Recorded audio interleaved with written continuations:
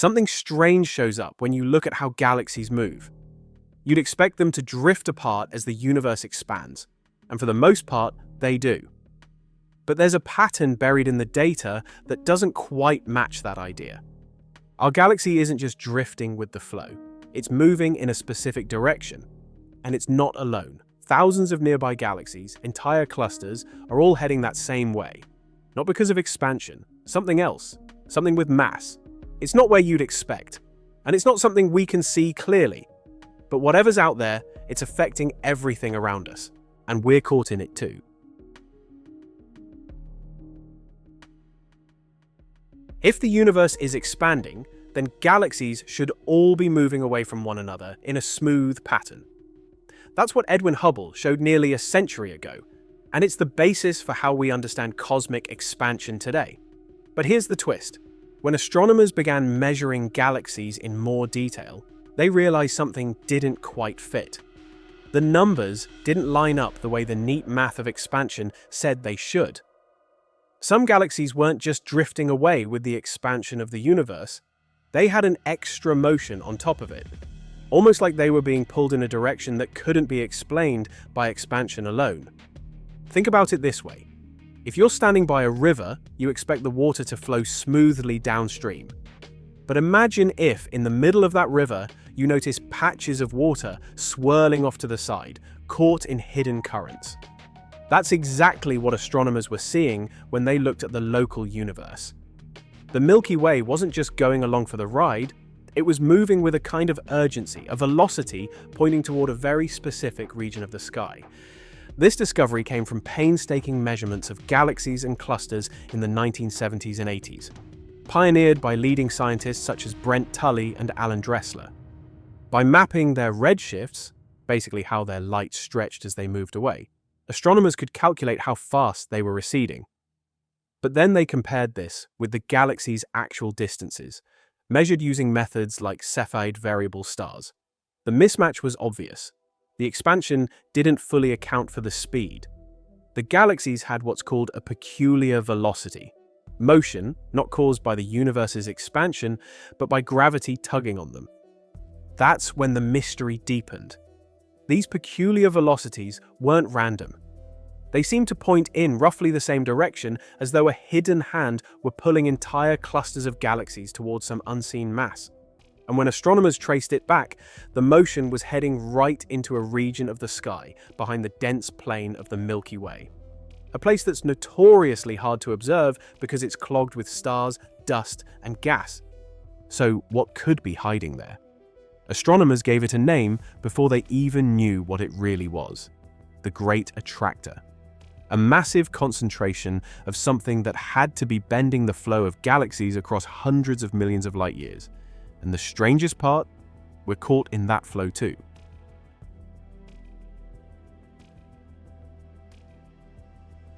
So what exactly is this thing that's pulling us? You'd think with a name like Great Attractor, it would be something obvious, like a massive black hole or a bright galaxy cluster glowing in X-rays. But that's the thing. It's not obvious. It's not even clearly visible. When astronomers first noticed this strange motion, they hoped they'd eventually point a telescope at the source and find some enormous object, something they could photograph, catalogue, and move on. That didn't happen. What they found instead was frustrating. The part of the sky where the pull is coming from is buried behind the thickest part of the Milky Way's disk. We're talking billions of stars, thick clouds of dust, gas, and all the things that make our galaxy beautiful, but also completely opaque, invisible light. That region is so blocked off, astronomers gave it a name: the zone of avoidance. Not because there's nothing there, but because it's where telescopes just can't see. And yet, something behind that zone was tugging on galaxies across hundreds of millions of light years. So, the next step was to look at it differently. Instead of optical light, astronomers switched to radio waves, infrared, and X-rays, types of light that can cut through the dust. Radio waves, for instance, sail unimpeded through interstellar gas to map neutral hydrogen in galaxies. Infrared reveals cooler dust and star-forming regions that optical light can't penetrate. And X-rays highlight the scorching hot, intracluster medium of gas plasmas reaching millions of degrees. Bit by bit, they started to piece together what was hiding behind the curtain. And what they found wasn't a single object. The Great Attractor isn't like a planet or a star or even a black hole. It's more like a gravitational hotspot, a region where the density of matter is higher than average. It's made up of hundreds of galaxy clusters and superclusters, all tangled together in a part of the cosmic web that's unusually packed. One of the major components of it is the Norma Cluster, a huge collection of galaxies located about 220 million light-years away. That's just one piece of the puzzle. There's also the Norma Wall, a long filament of galaxies that stretches even further. And beyond that, structures like the Centaurus Cluster, the Hydra Centaurus supercluster, and several others are all mashed into that same region. Now you might be thinking, if we can't see most of it, how do we know it's there? Good question. We know it's there because of how galaxies move. It's like trying to find the shape of a rock under a bedsheet. You can't see it directly, but the way the sheet bulges and folds tells you where the mass is. In this case, the sheet is the universe, and the bulges are the strange movements of galaxies. When you see everything in one region flowing toward the same point, something massive has to be there. But even with all this, there's a catch. The Great Attractor isn't really a single thing in the way we'd like it to be. It's more of a gravitational focal point. Not a destination we're falling into, but a region where gravity happens to be strongest in our part of the universe. And it might not even be the biggest player. Later discoveries, like the Shapley supercluster, located even farther beyond the Great Attractor, could be pulling even harder. In other words, the Great Attractor might just be a pit stop in an even bigger gravitational flow, something we didn't know about when the name was first given. So when we say our galaxy is being dragged across space, it's not just heading toward one enormous object. It's being pulled by an entire landscape of invisible structures, clusters, walls, filaments, and probably a huge amount of dark matter we can't detect directly. The Great Attractor is just the part of that landscape that we happen to stumble on first. And the scary part? We still don't know exactly how big it is, or even where it ends.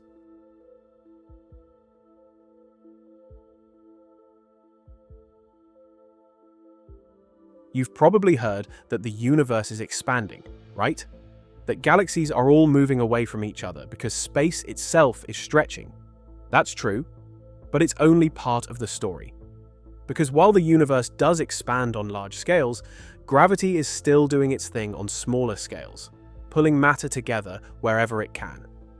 And in the case of the Great Attractor, that pull is strong enough to override the expansion, at least in our part of the universe. Here's how it works. Picture a balloon with dots drawn on it. As you blow it up, all the dots move away from each other. That's cosmic expansion. But now imagine that a few of those dots are connected by strings. As the balloon stretches, those particular dots don't drift apart as much.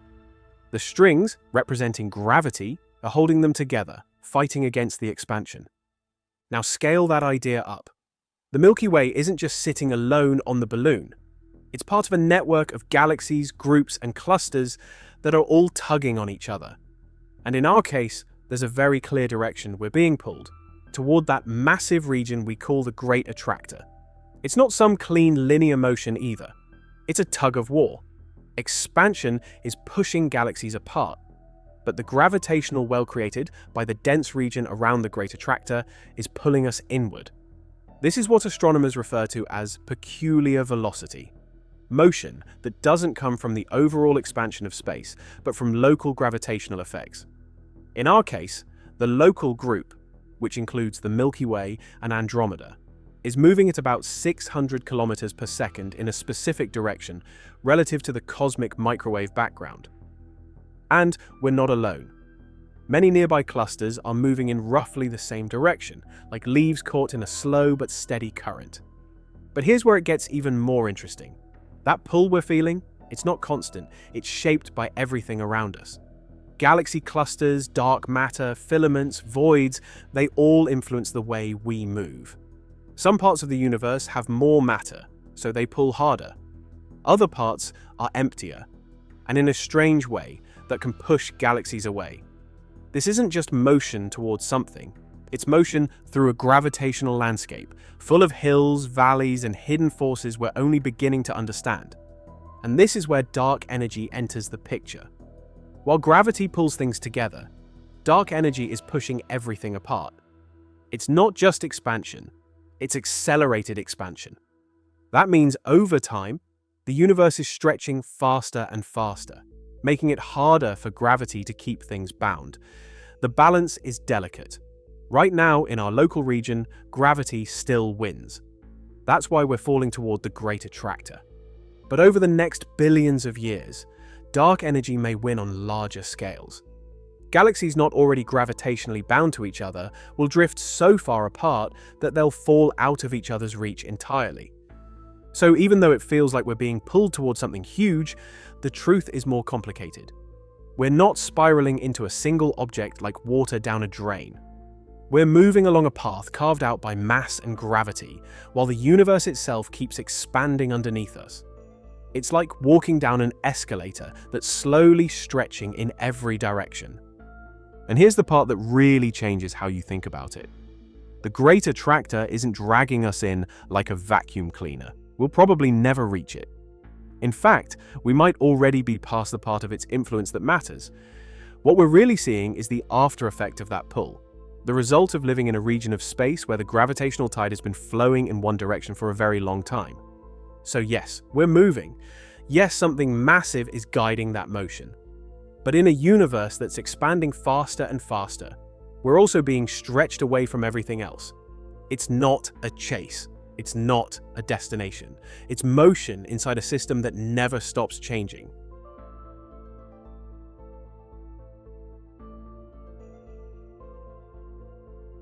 Up to this point, it's easy to picture the Great Attractor as the main thing pulling the strings, the big gravitational boss in our region of space. But here's the twist.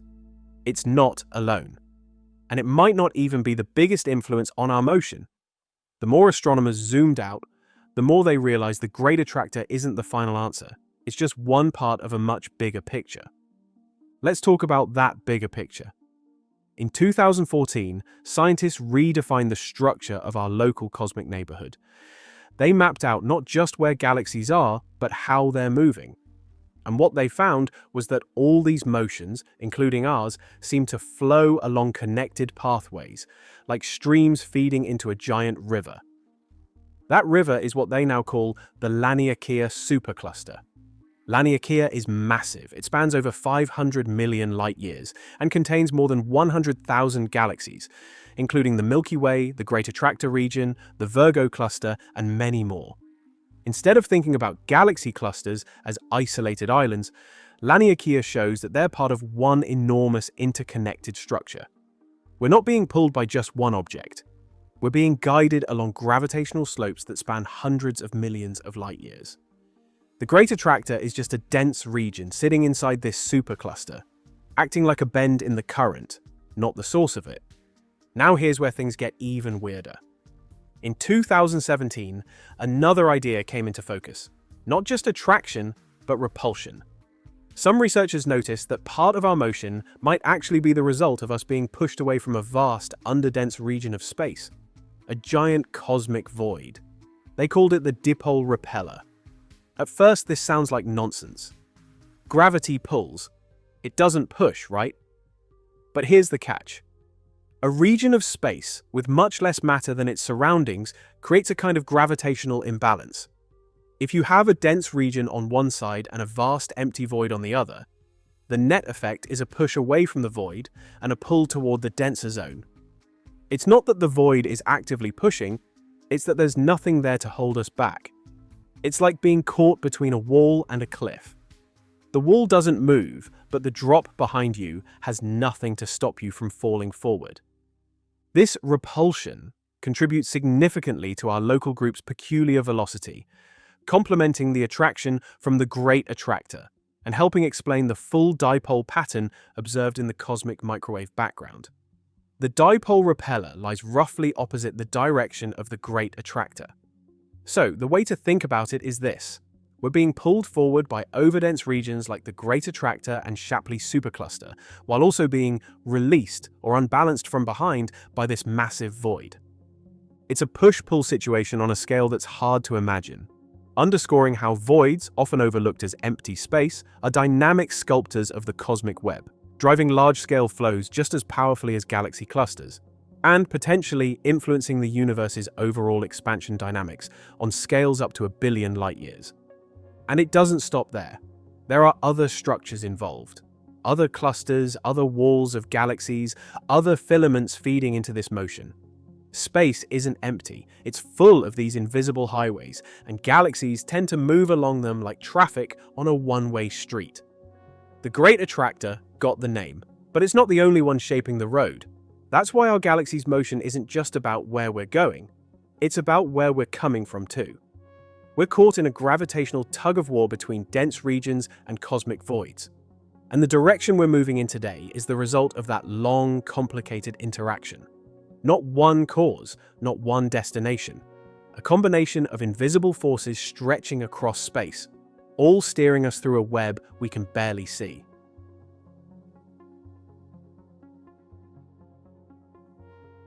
For all the progress astronomers have made, the Great Attractor remains one of those mysteries that refuses to be tied up neatly.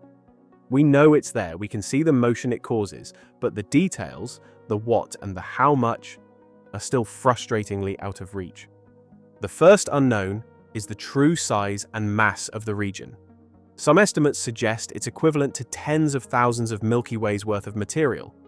Others argue the bulk of the motion we see isn't just from the Great Attractor at all, but from even larger structures, farther away, like the Shapley supercluster. The problem is, the farther out you look, the harder it is to separate one gravitational influence from another. It's like standing in a crowded stadium and trying to figure out which voice is pulling your attention when everyone is shouting at once.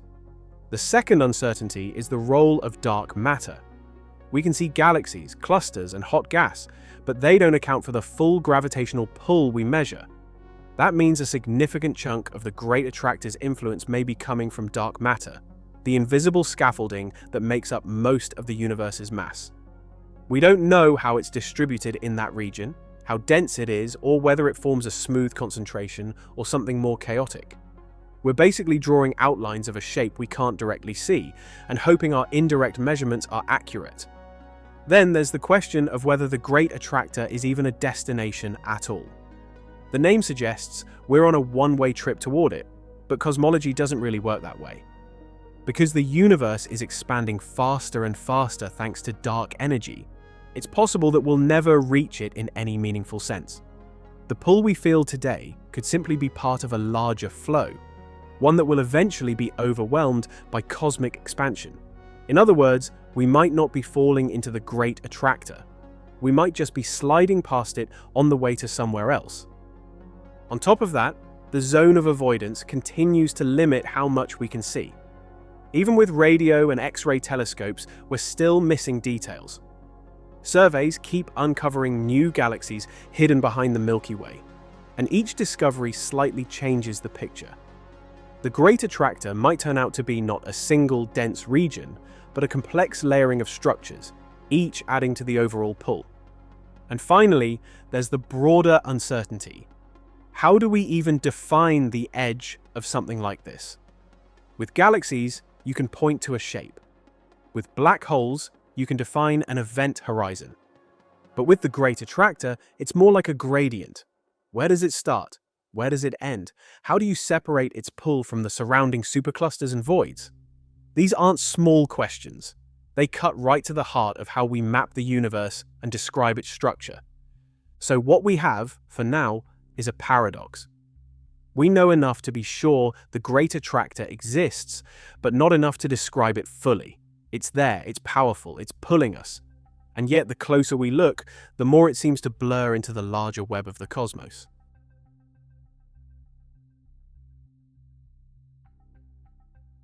It's easy to hear about something like the Great Attractor and think, all right, cool, there's a heavy spot in space pulling stuff toward it. So what? But here's the thing. This isn't just about motion. It's about how the universe is wired together. Understanding why our galaxy is moving the way it is leads straight into deeper questions about structure, gravity, and what the universe is really made of. First off, this kind of motion exposes the invisible. We can't see dark matter. We can't see the shape of gravity itself. But we can see how galaxies respond to it. The direction they move, the speed they're going. These aren't just numbers. They're clues. When you see thousands of galaxies drifting toward the same region, it tells you that something massive is sitting there, even if that something isn't giving off light. That's how we learn where dark matter is concentrated. Not by spotting it directly, but by watching how it bends the motion of everything around it. That's also why peculiar velocity, that extra motion on top of cosmic expansion, is such a big deal. It shows us where the gravitational landscape has bumps, slopes, and valleys. Cosmic expansion stretches the universe uniformly, but gravity creates deviations. By measuring those deviations, we're effectively creating a map of the universe's hidden mass. No telescope can show you that directly, but the motion of galaxies does. And then there's the larger idea: structure. The universe isn't just a random scatter of galaxies. It has shape, a web-like shape, full of clusters, filaments, walls, and voids. It's not neat, it's not symmetrical, but it's not chaos either. These flows of galaxies, these giant streams heading toward overdense regions like the Great Attractor or Shapley, reveal the patterns underneath. They show us that we're part of something structured, and that structure tells us how matter has evolved since the early universe. On top of that, this whole situation puts our galaxy in context. We tend to think of the Milky Way as a fixed point, a home base floating in space. But it's not fixed. It's part of a long chain of motion stretching far beyond what we can see. It's orbiting the center of the local group, which is moving toward the Virgo Cluster, which is caught in the flow toward the Great Attractor, which itself is drifting toward something else. It's motion layered on motion. And none of this happens in isolation. Every flow, every pull, every repulsion reshapes the large-scale structure of the cosmos. Even the way galaxies collide, merge, or scatter across space is influenced by these giant flows. Understanding the Great Attractor isn't just about one direction we're heading. It's about the bigger game of cosmic evolution. Then there's the weird philosophical side of it. We're not stationary. We're not drifting randomly either. We're being carried along in a current that we didn't choose and can't escape. And we're only just starting to realize how deep that current goes and how complex the forces are that shape our motion. It matters because it reminds us that the universe isn't static. It's not just sitting there. Everything is in motion, guided, shaped, and influenced by things we still don't fully understand. And if we want to figure out the true architecture of the cosmos, we can't ignore these flows. They're not noise, they're the signal.